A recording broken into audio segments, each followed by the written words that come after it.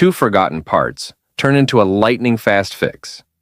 A rivet and an antenna connector clamped to a small board, and you've got a micro tool for quick repairs.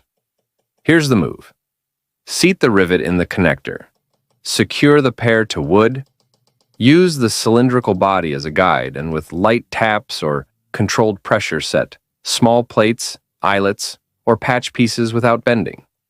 The connector acts as a stable bushing. The rivet works as a forming pin. The result? Spread load, easy alignment, clean edges. Scrap gets a second life at near zero cost.